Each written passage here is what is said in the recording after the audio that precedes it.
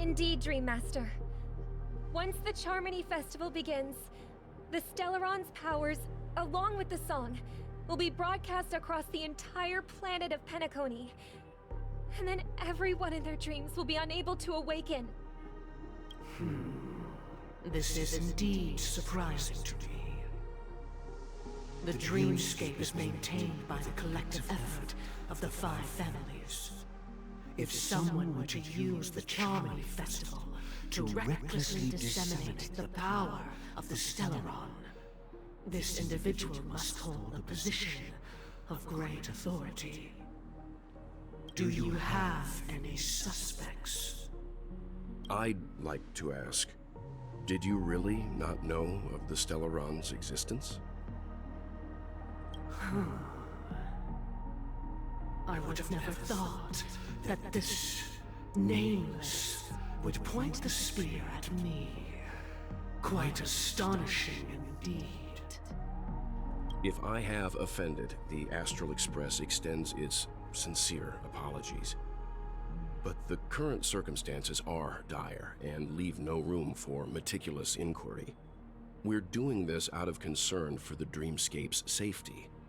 So, if you could, please alleviate our concerns. Dream Master, it's just to prove that the Charmony Festival has nothing to do with the Stellaron. If we're being overly cautious, I will return to the stage to offer tribute in song, just per the arrangement. Sunday, Robin, I've watched you two grow up and know your dispositions like the back of my hand. Both of you, right now, can surely be lauded as their most devout advocates. I already know your resolve. The magnitude of this matter is enormous and cannot be taken lightly. Since Mr. Yang has asked with such earnestness, I will personally respond in kind. If there is a need, the entire Oak family will be mobilized to heed your call. Someday, might I ask you to beseech them to cast their light unto me, and question me in their stead, so that no lies may be concealed? I will do as you command. Robin, could I entrust you to be present as a witness, to document the truth, and to proclaim my innocence, so that all slander may be utterly dispelled? I will do as you command.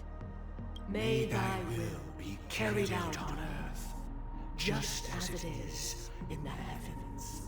Oh, triple-faced soul, please sear his tongue and palms with a hot iron, so that he will not be able to fabricate lies and make false vows. Let us begin. There is nothing else to prepare. Understood. Question. Have you devoted your life to your god, never worshipping other gods? Naturally. Do you love your god as you do yourself, always heeding their admonishments? Naturally. Have you strayed from the path expected by your god, betraying their name? Never.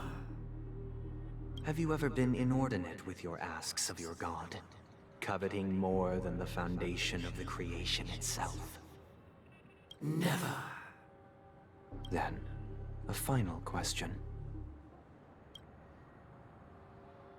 Do you swear to fulfill all vows, past, present, and future?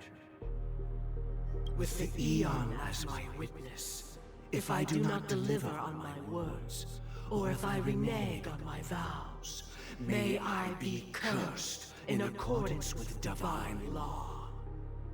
They have seen your faith, and have endorsed your faith. With this, it can be evidenced... Just a moment. What is it, Mr. Yang? I have another question I hope to have answered. To my understanding, the family's harmony and prosperity have never relied on so-called divine laws. But God, you both mentioned, are they truly Shipe? Mr. Yang should know that those belonging to the family toil together as if they were kin, embracing solidarity and unity under their light. All duplicity is laid bare before the harmony. Such a delicate and complex symphony. Which other god could perfectly harmonize this, if not for the great one, Shipe? Perfectly harmonize. Therein lies the problem. It isn't an outsider lurking in the shadows who changed the harmony, but a dissonance that has surreptitiously emerged from within this very symphony itself. In the distant past, there existed an Eon. With one flick of the wrist, they crafted the laws of the cosmos. Their followers formed the Beyond the Sky Choir, spreading solemn and reverent hymns throughout the universe. Later, they fell. The route traversed by this Eon clashed with the harmony, ultimately being absorbed and fused into it. The chorus that once reverberated across worlds fell silent, and when it echoed anew, it was transformed into the hymn of harmony. Though an Eon may perish, paths with no masters still linger. In the all-forgiving harmony, echoes of bygone dissonance may subtly arise. Mr. Yang, being overly astute can be a detriment. Especially when you find yourself alone and without allies. So this is how it is. For the sake of our grand cause, Sunday, please afford these two an opportunity to rest. What?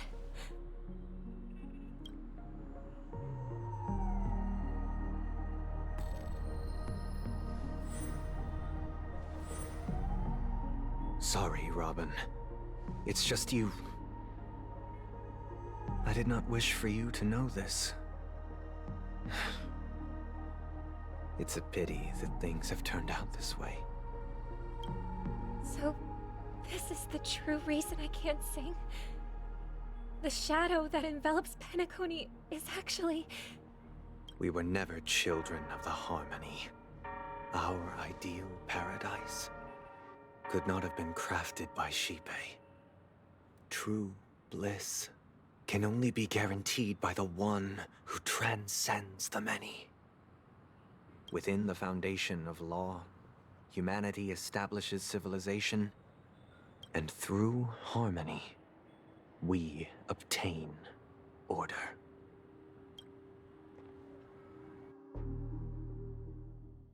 Unbelievable. To think that there would be remnants of the Order on Penacony. What have you done with Mr. Yang and Miss Robin? Don't worry. I just gave them some time alone to ponder their fates. You should know that these actions make you an enemy of the Astral Express.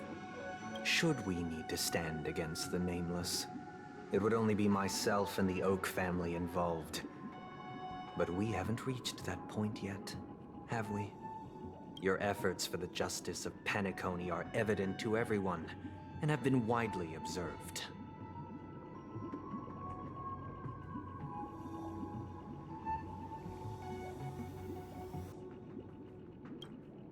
Oh, I intend to.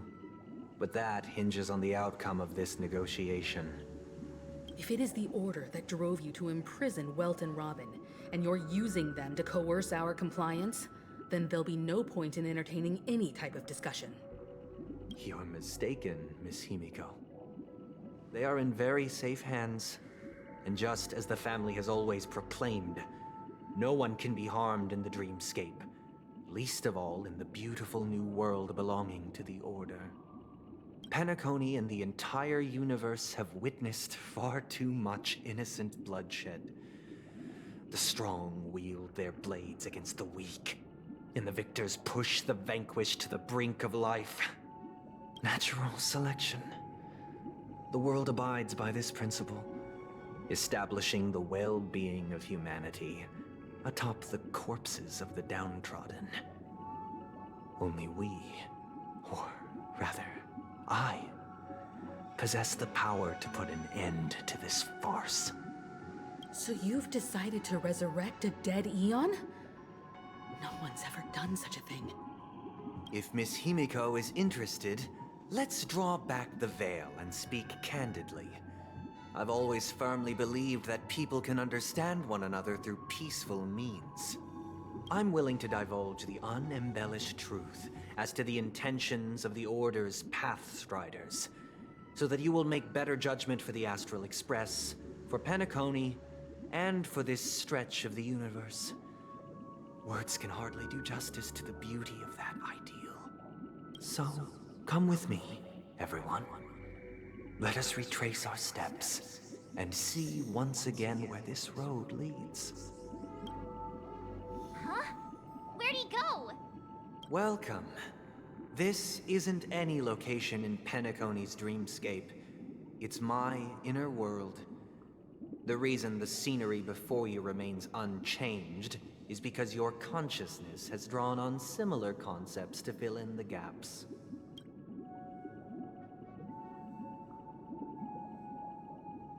Did you do the same to Welt? It's a tuning process. Stronger in effect and more draining on the mind. The gray-haired guest has experienced it before, so she should understand what it entails.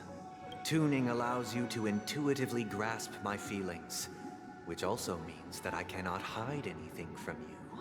Now, everyone, please look at the huge screen. The road we once took begins here. From this point on, you will witness the numerous decisions I've faced. I've selected a portion of these to share with you. I believe after going through similar predicaments, you'll be able to better understand my thoughts. Let's begin. The first decision. A story about a baby bird. This story happened when Robin and I were very young. We were victims of the Stellaron disaster, and the family's Mr. Gopher Wood, who would later become the Dream Master of Penacony, saw that we siblings had no one to turn to and took us in, later on. Robin and I lived a time with nary a care in the world. One day, after dinner, while my younger sister and I were lounging about in Mr. Gopher Wood's yard, we spotted a fledgling Charmony dove all on its own. That baby bird was tiny. It didn't even have all of its feathers, and it couldn't sing. When we found it, it was already on its last breath, having fallen into a shrub, probably abandoned by its parents. We decided to build a nest for it right there and then. However, thinking back, that winter was unusually cold, with fierce winds at night in the yard, not to mention the many poisonous bugs and wild beasts in the vicinity.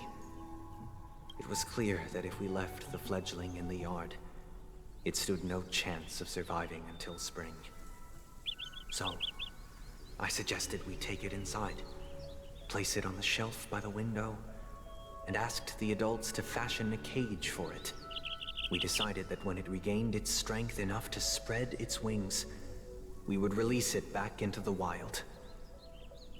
The tragic part, something that we'd never considered, was that this bird's fate had already been determined long before this moment.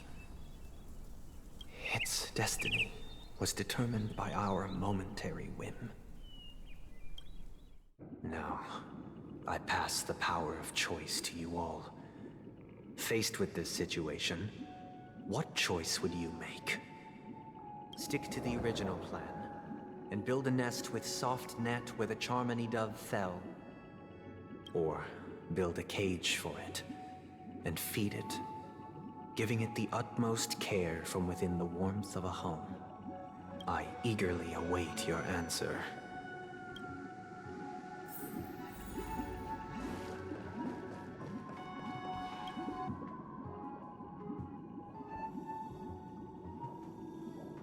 Interesting.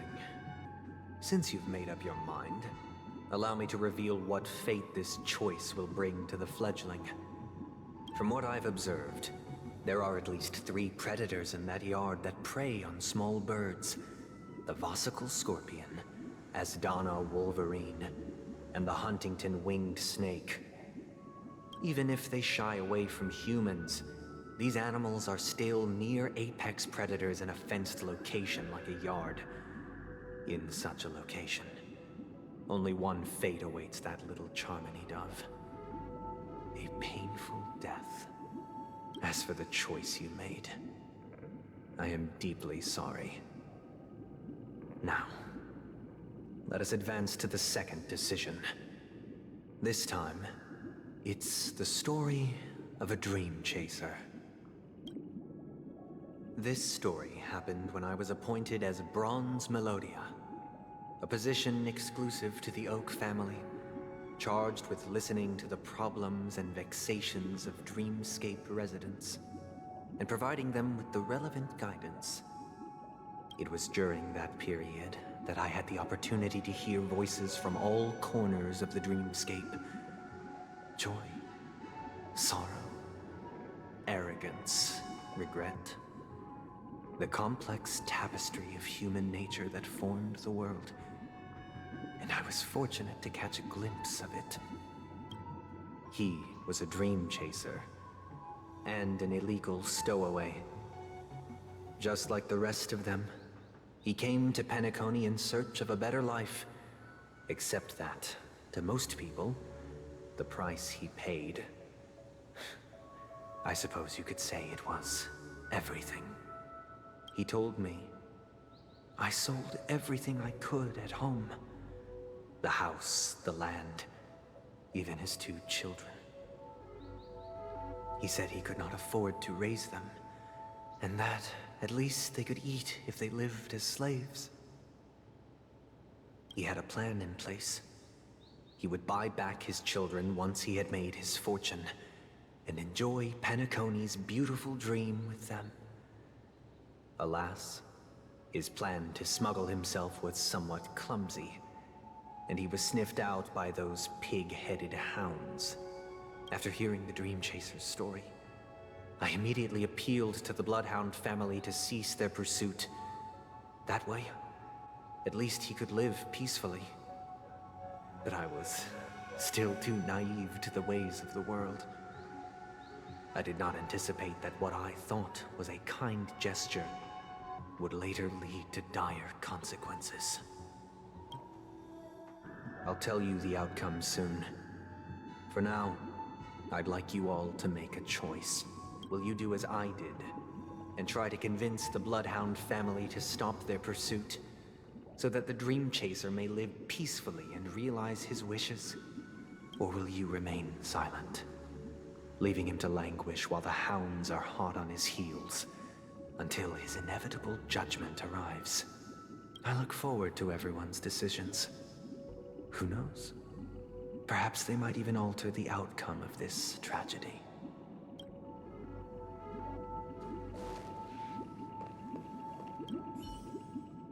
A dream chaser story. If I acted out of kindness, I would probably ask the Bloodhounds to stop their pursuit and lend him a hand. But what cruel repercussion would this choice result in? I think Sunday must have been deeply impressed by the limitations of the strong defending the weak through this incident.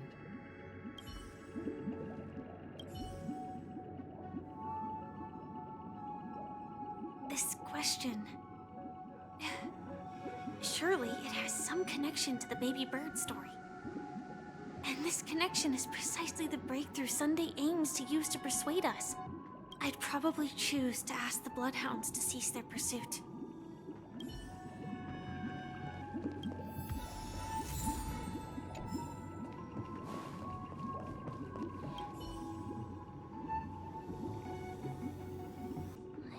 illegal stowaways are really quite common on Penacony.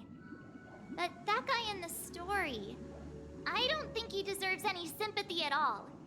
He sold his kids to chase a dream. Even if he intended to go back for them, it's still insanely irresponsible. With that thought, there's only one choice. Let the Bloodhound send him back home. This person deserves to be punished.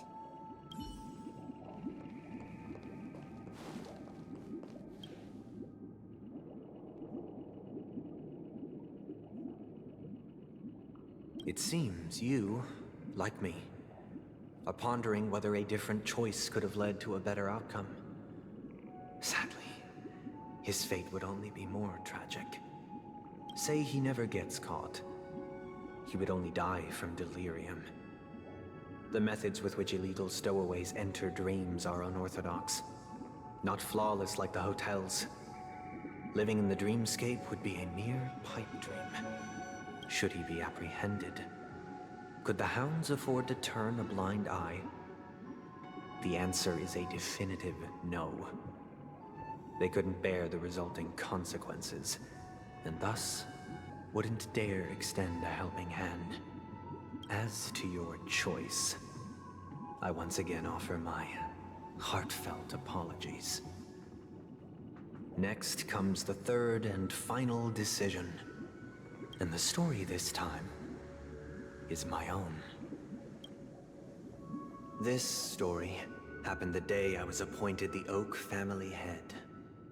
At that time, Mr. Gopherwood was the current Dream Master. And as per his wish, we had a private conversation.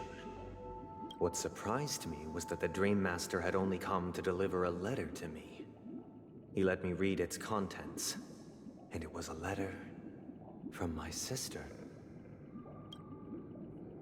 The letter contained the usual pleasantries, anecdotes from her travels, nothing out of the ordinary. Just as I started wondering how this letter related to our discussion, the Dream Master began to speak. Do you know who wrote this letter? My sister, of course. But why would you personally visit me to hand me a letter from my sister containing mere trivialities? To help you grasp the full scope of this issue. Do you know where Robin is at this moment? From what the letter indicates, she must be in Caspelina 8, correct? She's touring there right now. Correct. Has she mentioned anything about a stray bullet? A stray bullet? What? A war has broken out on that planet. It is because of this very reason that Robin chose this destination. To spread the word of the Harmony. And to save the lives of that planet. She personally made for the front lines. She hoped to ease the people's suffering with song, and was willing to brave mortal danger to deliver the IPC's medical supplies. Unfortunately, stray bullets show no such compassion. Is she all right? If the operation was successful, she should probably be recovering in the field hospital.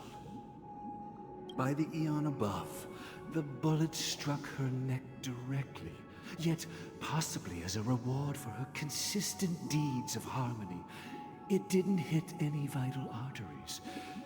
Once you've attended to your outstanding tasks, it'd be advisable to write her back as soon as possible. Those damned savages! I'll pack my bags right away. My gratitude for bringing this to my attention, Mr. Gopherwood. Now you understand why she always wears such elaborate neck ornaments, don't you? How could this happen? Miss Robin? It's all in the past, so please don't worry. I share this in the meager hope that you will understand the Harmony's limitations and predicament. As grandiose as the strong defending the weak sounds, many times, it is nothing more than wishful thinking. Likewise, I've prepared one last question. One last choice. But rest assured, this choice will not have any grave consequences. Because this is merely a figment of imagination. A nightmare that has haunted me through countless nights. If you ever had the opportunity to make a choice like I did, would you still support Robin's journey on the path of harmony?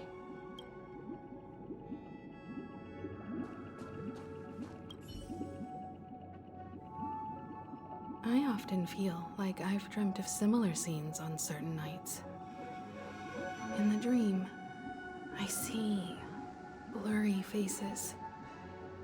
I don't know who they are, but I sympathize with all of them, fighting for survival against some unfathomable force. Their confusion and fear are lucid to me, but I also remember they chose never to give up. Just like Miss Robin. If Mr. Sunday's question leaves you puzzled, you should find the answer from your own experiences. With each trailblaze, dangers and tribulations will surely follow. But would you ever back away? Would you stop March and Don Hung from reaching their next destination? I believe you have an answer of your own in your heart.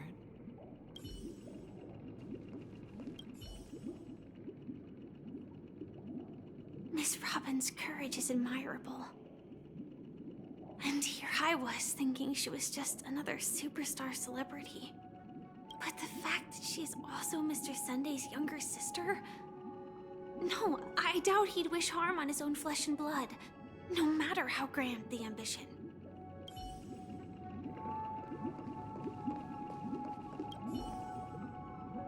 I can't believe that happened to Miss Robin. The strong defending the weak is a great mantra, but if I had to pay such a price, I don't know what I'd do.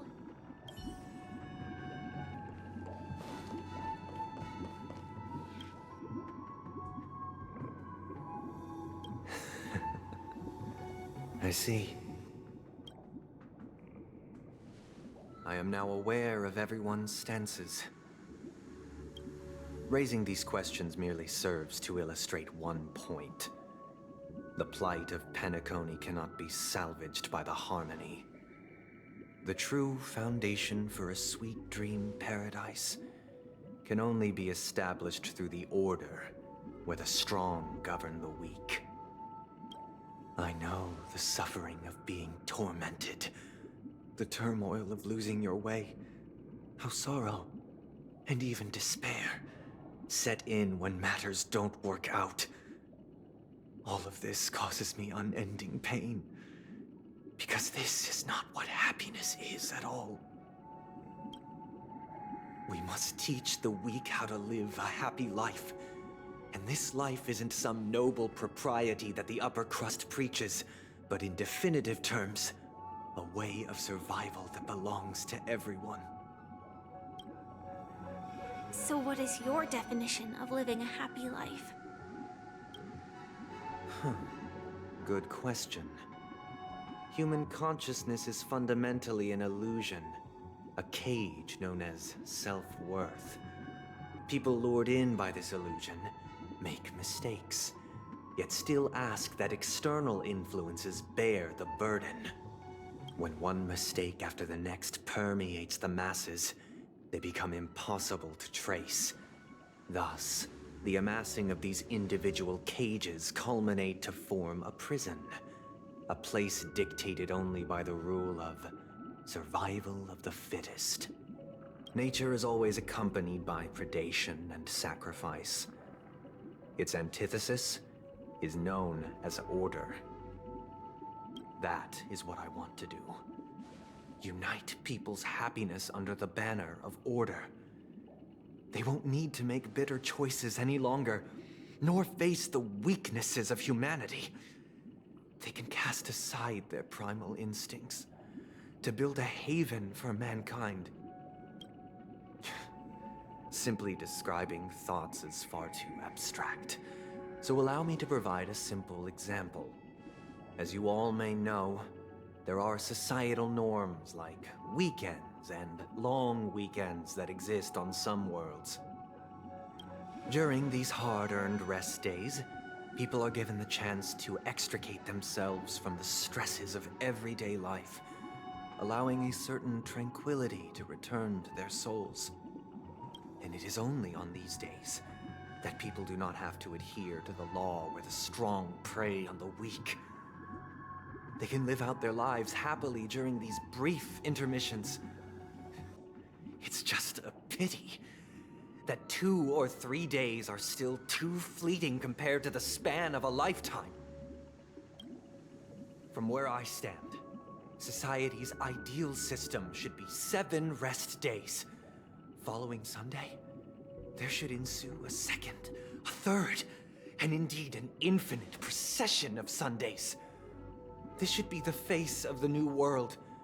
Idyllic, eternal, peaceful days.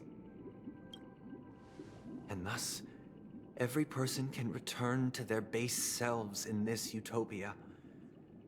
Some gaze in reverence at the stars, pouring their whole beings into calculating the distance between us and the isolated world of Pagana. Meanwhile, some seek refuge in quiet corners, holding one another, unencumbered by the chains of unwelcome obligations. There would be no need to bear the hardships of reality. Only in this way can humanity face the inevitable end with the purest of spirit, living a life of dignity. This is what it is to live in bliss. Miss Firefly, you who are stricken with entropy loss syndrome, you of all would surely understand this.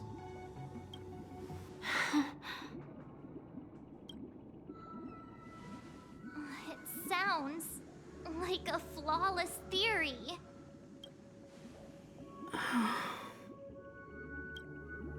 But what is the price to attain all this? The cost is minute, merely a personal and eternal sacrifice. If this paradise is to be maintained for everyone, someone must remain trapped in solitary awakening until the end of the cosmos. Awakening. Which means that this so-called paradise is still a dream. Stepping into this paradise means forsaking reality, correct? It is not forsaking, but transcending. Flesh, blood, sorrow, weakness. If the physical is the root of spiritual suffering, it is only logical that we defeat it. But in this supposed bliss, people won't have defeated their demons. The chance to overcome their tribulations would be forever lost to them. In other words, it is an escape. That's another way of understanding it. But there is no shame in escape. On the contrary, the seeds of escape exist in everyone's hearts. Don't you agree, Miss Firefly? And as to why we sleep, it is because we are afraid to awaken from our dreams. But this is not in conflict with the grand plan. Only in acknowledging this can we truly understand the frailty of human nature, and from there, show compassion and protection.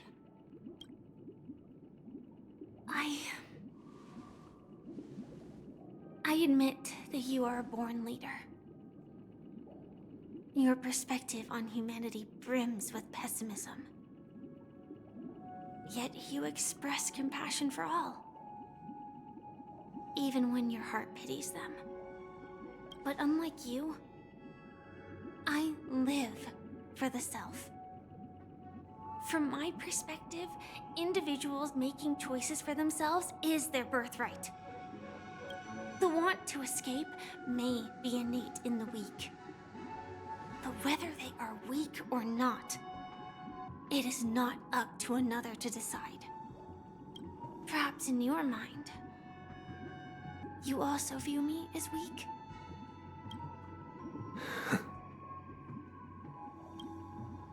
Because I don't think so. Since Miss Firefly has said her piece, the Astral Express will also naturally give you our answer. We'll leave it to you, just as Mr. McHale instructed before. Tell him our choice.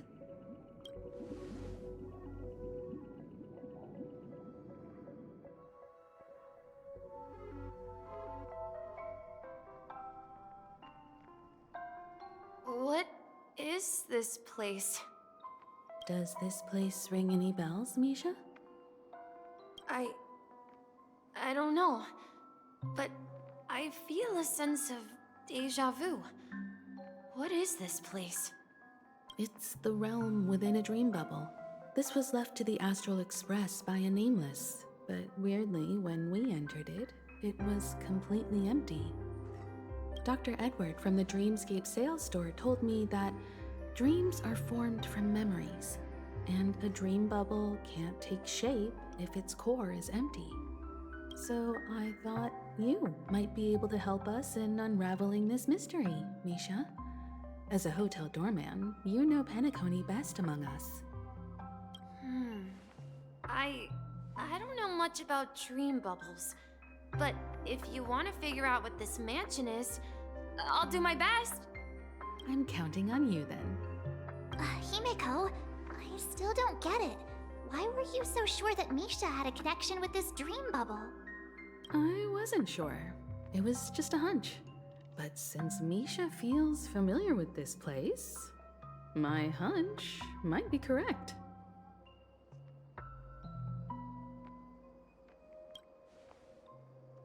Exactly. This is where you and Firefly encountered death, which we now know as dormancy. Considering its connection to Dreamflux Reef, it's not surprising it appeared here. The question now is, who brought you here? Based on the clues we have so far, it's unlikely to be that masked fool. So identifying them is crucial to us. We're drawing closer to the truth once more. Let's give Misha some time, as I believe he'll unveil the secret of this dream bubble. All right, but there are doors all over the place. Which one should we choose? Do you have any idea, Misha? I guess... maybe this way? I'm not entirely sure, but... let's give it a try. Wait, you managed to choose the right door on your first try? Weird. This place is quite different from the hotel. But I feel like I've been here before, and even lived here for a while. If I remember correctly, there should be a fireplace down that hallway. Clocky and I used to sit by the fire, listening to the crackling of firewood.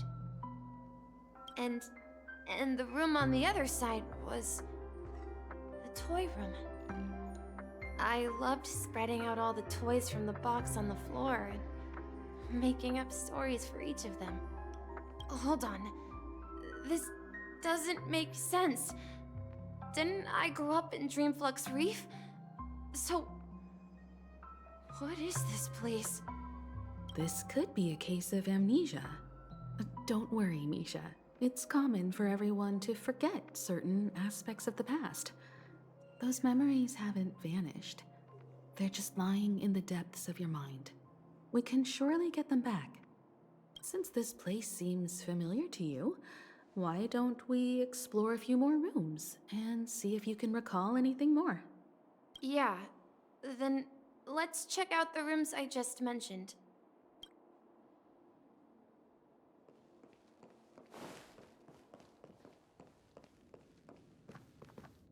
Mikhail, that's the name.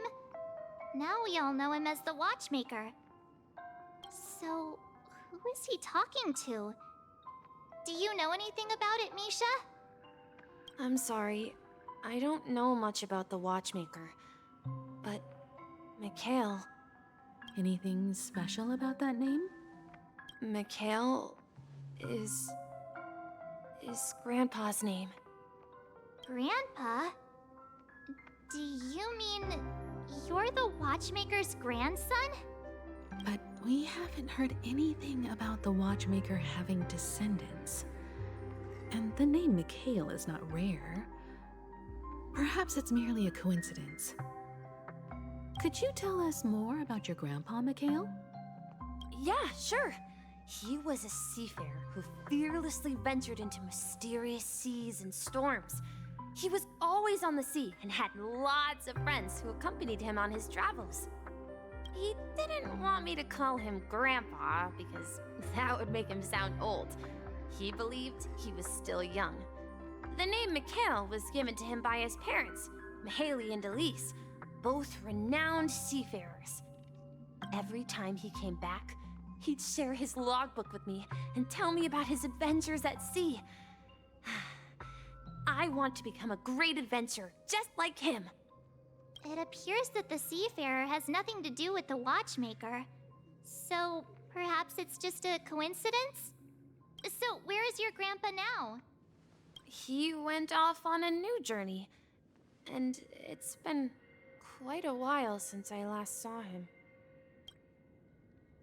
So, where has Clocky gone? Did he leave to protect Dreamville? Tick-tock. Tick-tock. I heard some noises from the room. Origami Bird? That's a friend of mine. You and Origami Bird are friends? Yeah. It's a member of the Compass crew, just like Clocky and Miss Mirror. And there's more than just one Origami Bird. They are a big family with lots of brothers and sisters who look the same. They follow Miss Mirror's orders and handle all sorts of jobs on the ship. They're the best sailors. Sailors? Can Origami Birds be sailors? Could you tell us more about the compass, Misha? The Compass is a ship bound for the New World. Clocky and his partners travel through layers of fog to the depths of the sea. Whenever there is danger, Clocky will use a compass and guide the ship in the right direction. That's a great story.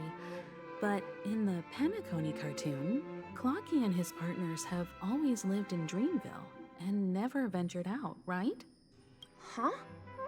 Oh, that does seem to be the case. Weird. I clearly remember Clocky arrived in the New World in the end. Perhaps Clocky has a hidden past.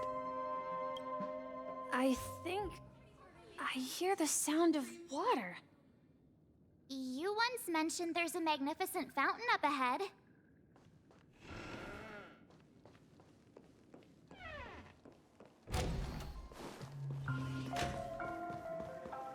Look, there it is! The water resembles a precious jewel, embedded in the dreams of all seafarers. Every time I gaze at the shimmering lights beneath the waves, it feels as though I'm back in this place, standing by your side. Have you recalled anything, Misha? Yeah, I saw these sentences in Grandpa's logbook. He used to say that despite the perils of the sea, whenever he stood on the deck in the afternoon, overlooking the sparkling waves, he would think of this fountain in front of his house. He often said that those moments felt like returning to his family's side, and the difficulties at sea didn't seem quite as challenging. You know, I quite understand such sentiments.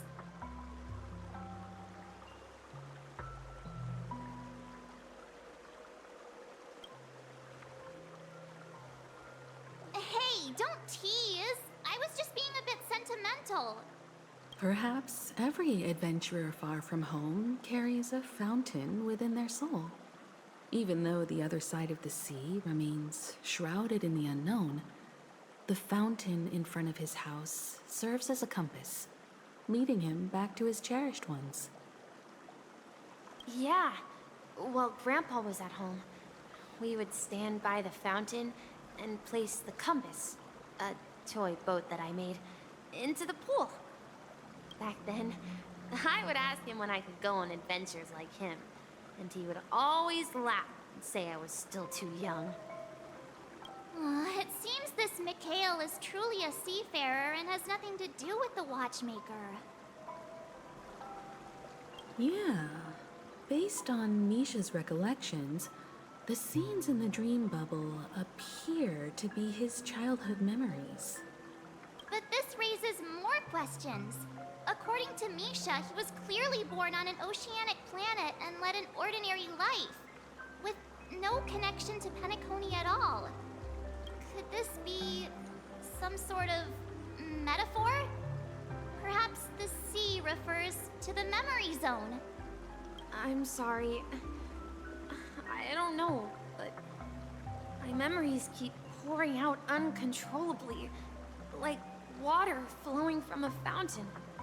Perhaps I'll remember more things if we go further. I wish to share your burden.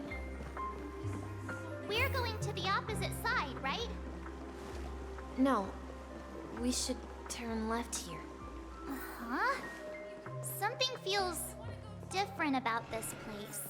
Up ahead is Grandpa's study. It was in that room. Saw it. The atmosphere in this room feels totally different. Misha! You finally come! Clocky, you're here! Huh. Yeah.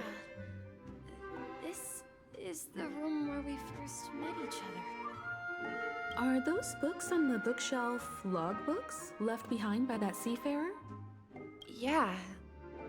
Whenever he came back, he placed a logbook on the bookshelf in his room. They contain records of his expeditions to every corner of the world. He described our world as a fountain. At some point, the sea started to gradually swallow up the land where people lived. To ensure that everyone had land to settle on, he had to continue exploring the sea and search for the source of the rising seawater. On that day, he called me to his study, telling me that he was embarking on another journey. However, I could sense the gravity in his expression. It was the same look I had seen on my father's face before his final voyage. I asked him if I could go with him, but he said that my adventure lay elsewhere and told me to stay home and patiently await a certain sound at the door. What sound? He told me about a vast ocean in the sky. An ocean of stars. He spoke of a train that transports children with a desire to venture far away, traversing the sea of stars without ever stopping. He said that he knew the crew on the train, and that he had asked them to take me along. He said the journey I had always dreamed of would start there. A train? Could it be? It's the Astral Express. I remember now. Grandpa's friends are a group of nameless who came to this world to resolve a disaster caused by a star. Then, he gave his pocket watch to me. It was his cherished treasure, appearing in every one of his adventure tales. He explained that difficult times were ahead, but assured me that the watch would guide me. He said, as long as I kept moving forward, I'd eventually reach my desired destination. And then, it was as if I heard the distant sound of a train whistle, echoing throughout the room. Exactly, Misha! And then we followed that whistle, didn't we?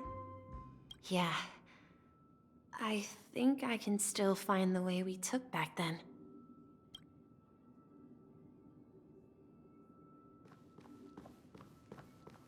This is the dream jigsaw, right? So we're supposed to find the exit. But where can we find the last piece? Do you remember? You said you obtained a mysterious shard when you stumbled into this place. Hey, the shape seems to match. So this shard is also connected to Misha? Looks like we're just one step from revealing the truth. Let's get to the other side and investigate.